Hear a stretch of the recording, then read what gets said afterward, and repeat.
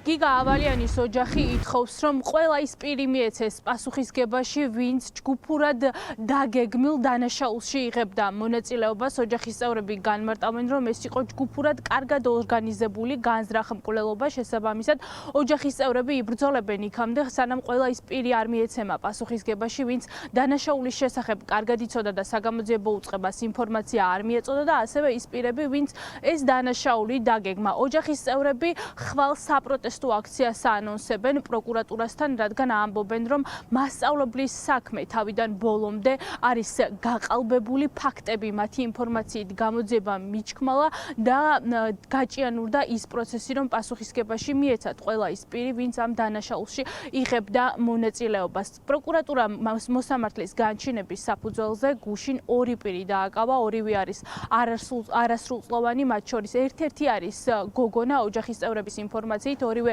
პირს კარგად ჰქონდა ინფორმაცია იმასთან დაკავშირებით, თუ როგორ იგეგმებოდა გიგა ავალიანზე თავდასხმა. შესაბამისად, მათი მთავარი მოთხოვნა ახლა არის ის, რომ ყველა პირი უნდა დაისაჯოს სამაგალითოდ. ოჯახის წევრები განმარტავენ, რომ საქმის პირველივე დღიდან იყო მცდელობა, რომ საქმე გაყალბებულიყო. მათი განმარტებით, საქმიდან გააქრეს ქვა, რომელიც გიგა ავალიანს მკვლელობის დროს თავში ჩაარტყეს და ფიქრობენ, რომ ამ საქმის გაყალბება ჰქონდა საგამოძიებო უწყებას მიზნად დასახული.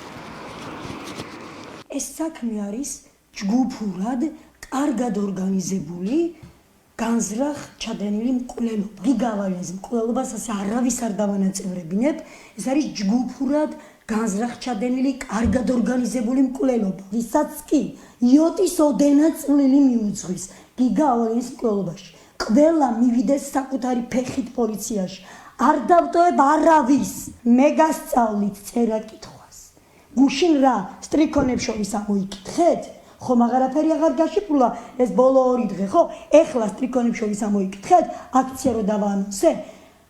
მე გასწავლით წერა-კითხვას. მე გასწავლით თქვენ როგორ უნდა საქმის ხელის მოკიდება. ყველას აგავხრებთ, ვისაც კი იოტის ოდენა წვლილი მაინც მიგიწვით გიგას მკვლელობაში, დაფარვაში, ჩაფარცხლაში, გულგრილობაში, ყველას ექიმები დამთავრებული. არ დავტოვებ არავის. ყველა ეტაპზე დაიწყეს საქმის ჩაფარცხლა. ყველგან ექიმებთან, თემქელ ბიჭებთან, ყველგან დაიწყეს და თავს ვეღარ აბავენ ხვალ 22 დეკემბერს ორშაბათს.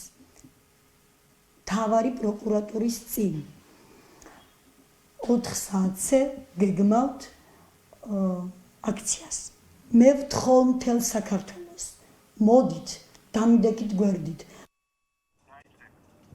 ორი არასრულწლოვანი ახლა ბრალის ოფიციალურად წარდგენას წინასწარი მოთავსების იზოლატორში ელოდება, მათ საგამოძიებო უწყება დანაშაულის შეუტყობინებლობას ედავება. სავარაუდოდ დღის განმავლობაში არასრულწლოვნებთან შევლენ გამომძიებლები ბრალის დადგენილებას ოფიციალურად გააცნობენ და ამის შემდეგ უკვე არ არის გამორიცხული, რომ დღესვე მოსამართლემ არასრულწლოვნების აღკვეთ ღონისძიებასთან დაკავშირებით იმსჯელოს.